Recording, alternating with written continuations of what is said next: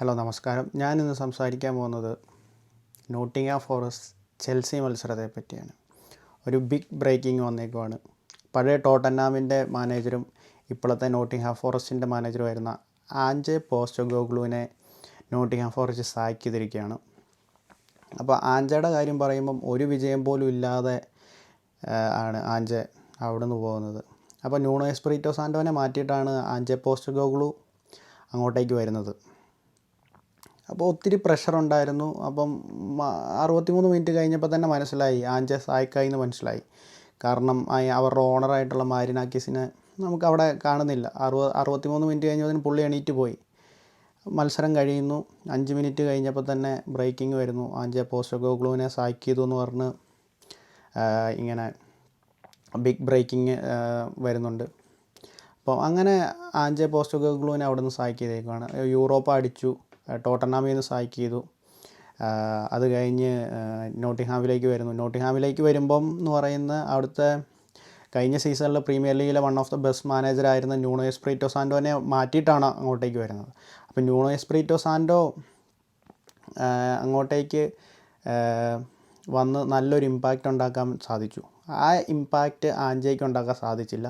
ഒരു വിജയം പോലും ഇല്ലാതെയാണ് അവിടുന്ന് പോകുന്നത്. അപ്പം ന്യൂണോ എസ്പിരിറ്റോ സാൻറ്റോനെ സാക്ക് ചെയ്തതിൻ്റെ കാര്യവും മാരിനാക്കീസ് ആയിട്ടുള്ള പ്രശ്നമാണ്, അവരുടെ ഓണറായിട്ടുള്ള പ്രശ്നമാണ്. അപ്പം മാരിനാക്കീസ് തന്നെ പ്രശ്നങ്ങളുണ്ടാക്കുന്നു, കോച്ചുകളെ പറഞ്ഞു വിടുന്നു, പുതിയ കോച്ചിനെ കൊണ്ടുവരുന്നു. അത് കഴിഞ്ഞ് ഒരു വിജയം പോലും ഇല്ല, കൊണ്ടുവരുന്നു. ഇനി അടുത്ത ആരാന്ന് നമുക്ക് കണ്ടറിയണം. അപ്പം നമുക്കിനി ചെൽസി നോട്ടിംഗ്ഹാം ഫോറസ്റ്റിൻ്റെ മത്സരത്തിലേക്ക് വരാം. അപ്പം ചെൽസിയുടെ ലൈനപ്പ് എന്ന് പറയുന്നത് തന്നെ ഒരു സർപ്രൈസിങ് ആയിരുന്നു. ആ മിഡ്ഫീൽഡിൽ നമ്മുടെ എൻസോ ഫെർണാണ്ടസ് ഇല്ല, അതുപോലെ തന്നെ കൈസേഡോ ഇല്ല, അതുപോലെ ഒത്തിരി പ്ലെയേഴ്സ് ഇല്ലാതെയാണ് ചെൽസി ഇറങ്ങിയത്. നമ്മൾ അവരുടെ ഡിഫൻസ് നോക്കിക്കഴിഞ്ഞാൽ ഇന്ന് ഗോളടിച്ച പയ്യൻ എനിക്കറിയില്ല പ്രൊനൗൺസ് ചെയ്യുന്നത് എങ്ങനെയാണ്, അച്ചംപോങ് അങ്ങനെ എന്തോ ആണ്, അച്ചംപോങ് ചലബയായിരുന്നു. അവിടെ ഒരു നല്ല ഡിഫൻഡർ ഇല്ല. എന്നിട്ടും ചെൽസിക്ക് പ്രശ്നമൊന്നുമില്ല. ചെൽസി 3 ഗോൾ സ്കോർ ചെയ്യുന്നു, വിജയിക്കുന്നു, 3 പോയിൻ്റ് കിട്ടുന്നു. എവേ മത്സരമാണ്, 3 പോയിൻ്റ് കിട്ടുക എന്ന് പറയുന്നത് വലിയ കാര്യമാണ്. അപ്പം ചെൽസിക്ക് 14 പോയിൻ്റായി. അപ്പം അങ്ങനെ ചെൽസിക്ക് മുന്നേറാൻ സാധിച്ചു. അപ്പം നമുക്ക് മത്സരത്തിൽ ഉടനീളം ഒരു പ്ലെയറിൻ്റെ പേര് എടുത്തു പറയേണ്ടതുണ്ട്. പെഡ്രോ നെറ്റോ. ഡിഫെൻഡ് ചെയ്യും, എല്ലാം ചെയ്യും. മിഡ്ഫീൽഡിലേക്ക് ഇറങ്ങി വന്ന് ബോൾ ഡീപ്പായിട്ട് എടുക്കും, ഗോളടിക്കും, അസിസ്റ്റ് ചെയ്യും, എല്ലാം ചെയ്യും. ഞാൻ കണ്ടിട്ടില്ല ചെൽസി ആരാധകർ ഇപ്പോൾ ഈ എന്താ പറയുന്നത് കോൾ പാമറിനെ പൊക്കി അടിക്കുന്ന പോലെ പെഡ്രോ നെറ്റോനെ ഒരു ടോപ്പ് പ്ലെയറായിട്ട് ഞാൻ കണ്ടിട്ടില്ല ഇതുവരെ. ഒരു അണ്ടർ റേറ്റഡ് ആൻഡ് അൺഅപ്രീഷിയേറ്റഡ് ആയിട്ടുള്ള ഒരു പ്ലെയറാണ് പെഡ്രോ നെറ്റോ. അത് എവിടെയാണെങ്കിലും, അത് പോർച്ചുഗൽ നാഷണൽ ടീമിലാണെങ്കിലും അതെ, ചെൽസിയിലും അതെ. അപ്പം ചെൽസി 3 ഗോൾ അടിച്ചെന്ന് പറഞ്ഞാൽ അച്ചംപോങ് അടിച്ചു ഗോള്, അതുപോലെ തന്നെ പെഡ്രോ നെറ്റോ ഗോളടിച്ചു, അതുപോലെ തന്നെ ക്യാപ്റ്റൻ റീസ് ജെയിംസ് അടിച്ചു. അപ്പം ചെൽസി എന്ന് പറയുമ്പോൾ ഫസ്റ്റ് ഹാഫിൽ ഒരു ആവറേജ് കളിയായിരുന്നു. സെക്കൻഡ് ഹാഫിലേക്ക് വന്നപ്പം കൈസേഡോനെ കൊണ്ടുവരുന്നു, ഗർണാച്ചോനെ മാറ്റിയിട്ട് ഗിട്ടൻസിനെ കൊണ്ടുവരുന്നു, ആന്ദ്രേ സാൻറ്റോസിനെ മാറ്റുന്നു. അങ്ങനെ പ്ലെയേഴ്സ് വരുന്നു, ഇമ്പാക്റ്റ് ഉണ്ടാക്കുന്നു. അതാണ് വേണ്ടത് സത്യം പറഞ്ഞു കഴിഞ്ഞാൽ. ഈ ഗർണാച്ചോയൊക്കെ ഫസ്റ്റ് ഹാഫിൽ കളിച്ചത് ക്രോസ് കൊടുക്കാൻ പറ്റുന്നില്ല. അത് ഈ യുണൈറ്റഡിൽ എന്താണ് കാണിക്കുന്നത് അത് തന്നെയാണ് ഗർണാച്ചോ അവിടെയും കാണിക്കുന്നത്. ഇപ്പം ബാക്കി എല്ലാ പ്ലെയേഴ്സും നന്നായിട്ട് പ്രസ് ചെയ്ത് ഡിഫെൻഡ് ചെയ്ത് ബോൾ എടുക്കുന്നു, ഗർണാച്ചോയ്ക്ക് കൊടുക്കുന്നു. ഗർണാച്ചോ അതാ കോർണറിൻ്റെ അങ്ങോട്ട് പോകുന്നു, ബോൾ കളയുന്നു. അങ്ങനെയാണ് ജെമി ഗിട്ടൻസ് സെക്കൻഡ് ഹാഫിൽ വരുന്നത്. ജെമി ഗിട്ടൻസ് ഇമ്പാക്റ്റ് ഉണ്ടാക്കുന്നു, പെഡ്രോ നെറ്റോ അസിസ്റ്റും ഗോളും കൊടുക്കുന്നു. കൈസേഡോ നന്നായിട്ട് മിഡ്ഫീൽഡിൽ പ്രസ് ചെയ്ത് കൈസേഡോ നല്ലൊരു ഇമ്പാക്റ്റ് ഉണ്ടാക്കുന്നു. അപ്പം ഇതിൽ ചെൽസി 3 ഗോളിന് ജയിക്കുമ്പോൾ ഞാൻ വേറൊരു പ്ലെയറിൻ്റെ പേര് എനിക്ക് പറയാതിരിക്കാൻ പറ്റത്തില്ല, ജാവ് പെഡ്രോ. എന്താണ് ചങ്ങായി കാണിക്കുന്നത് മനസ്സിലാവുന്നില്ല. എനിക്ക് മനസ്സിലാവുന്നേ ഇല്ല ഈ ജാവ് പെഡ്രോ എന്താണ് കാണിക്കുന്നതെന്ന്. ഇതിന് മുന്നേ ഒരു സ്റ്റാറ്റ്സ് ഉണ്ടായി, 5 ഗെയിംസിൽ 0 ഷോട്ട്. ഇന്ന് നോട്ടിംഗ്ഹാം ഫോറസ്റ്റ് അറ്റാക്ക് ചെയ്തതിൽ എല്ലാ ബോളും കളഞ്ഞത് നമ്മുടെ ജാവ് പെഡ്രോ ആണ്. മിഡ്ഫീൽഡിൽ പ്രസ് ചെയ്ത് ജാവ് പെഡ്രോയുടെ നിന്ന് ബോൾ പോകുന്നു, തന്നെ അറ്റാക്ക് ചെയ്ത് ബോൾ കളയുന്നു. ക്ലബ് വേൾഡ് കപ്പിൽ നന്നായിട്ട് കളിച്ചൊരു താരം ഇവിടെ പ്രീമിയർ ലീഗിലേക്ക് വന്നു കഴിയുമ്പം മോശമായിട്ട് കളിക്കുന്നു.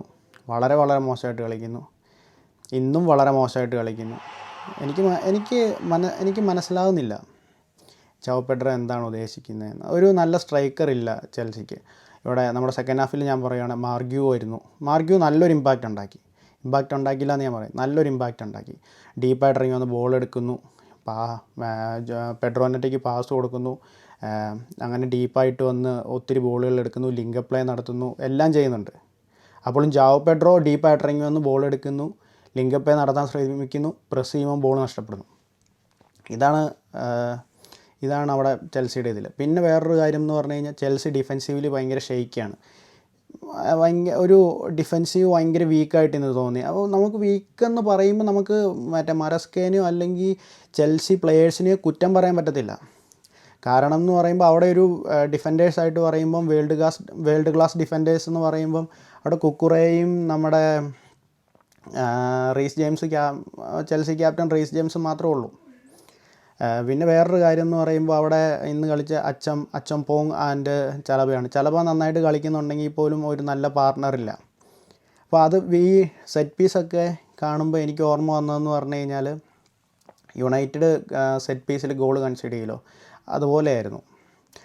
ഇപ്പം ആരെ മാർക്ക് ചെയ്യണം, എന്ത് ചെയ്യണം എന്നുള്ളൊരു തോന്നലായിരുന്നു ഈ ഓരോ കോർണർ വരുമ്പോഴും.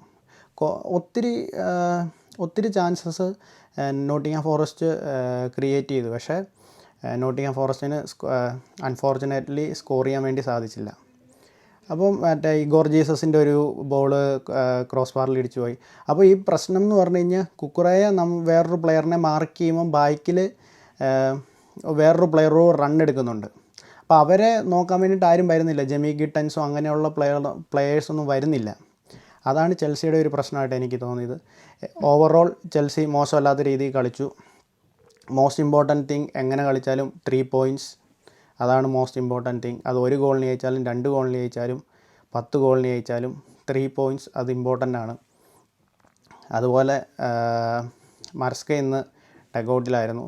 അപ്പം നിങ്ങളുടെ തോട്ട് എന്താണെന്ന് നിങ്ങൾ അറിയിക്കുക. അപ്പോൾ ഈ വീഡിയോ ഇവിടെ അവസാനിക്കുകയാണ്. Thank you so much.